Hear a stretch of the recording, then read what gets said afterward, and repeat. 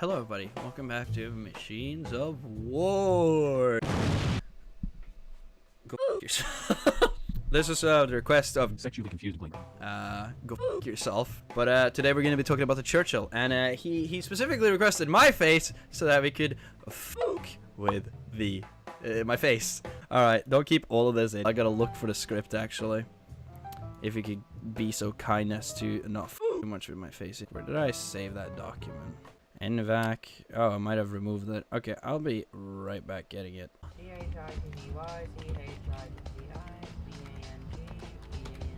There we go.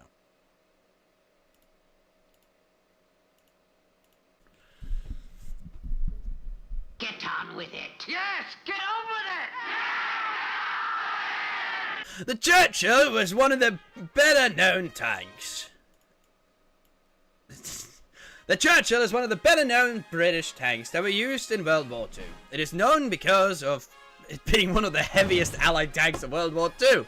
I mean, look at being all the size of this lad. It had a large longitudinal chassis with all-around tracks with multiple bogies and extremely well-made armor. I mean, this thing looks like a land ship, but still, it's so good. Oh.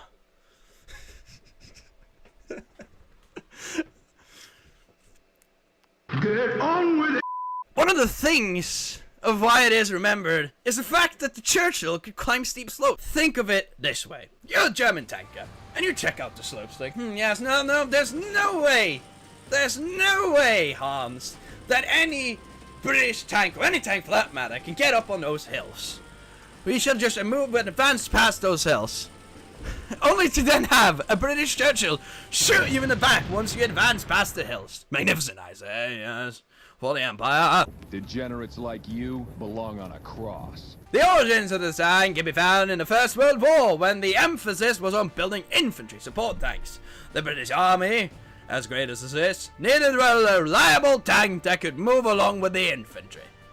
The first design that led up to the Churchill was the 820. The 820, pictured here. It was initially armed. It was initially armed with two QF 2-pounder guns. Fix it here. Thank you, editor. Thank you. No problem. Yes, no problem. Yes, I do say I'm good at editing. Yeah, no, I'm great at editing. Yes, I do say so myself. It's located on the side of the extension of the tank, also known as sponsons. As you can see here on the old Mark 5s, those two little things on the side of it, those are sponsons. The original design also called for a BSA machine gun to be placed next to the QF 2-pounder gun as well. The front hull was equipped with a smoke projector and another BSA machine gun.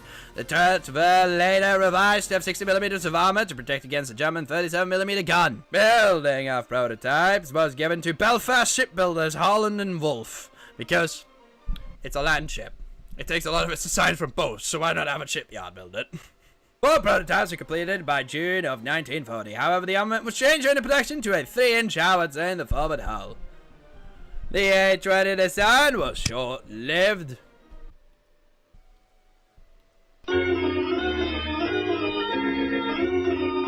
The 820 design weighed in at 43 tons and had a 300 horsepower Fiat 12 Meadows engine, which had limited power. The British tank doctrine required a slow-moving infantry tank, and so they limited the speed of their tanks by placing weaker engines. That was not a smart idea, but it worked somewhat. Later, the British realized that handicapping tanks were not as smart, and they developed an alternative engine, the Fiat 12 petrol engine.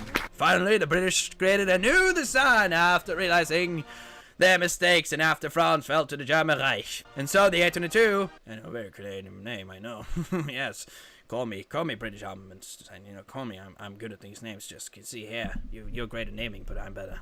Was developed by Henry Merritt. Actually, it was just a revised 820 design. This time, the British were working off reports from the front instead of outdated World War I information and doctrine. Vauxhall, the British company that built and developed the 820 and 822, were given the new tank requirements in June 1940. As we all in June of 1940 was a great summer.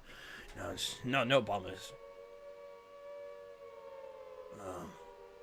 The sirens. The burning houses in London.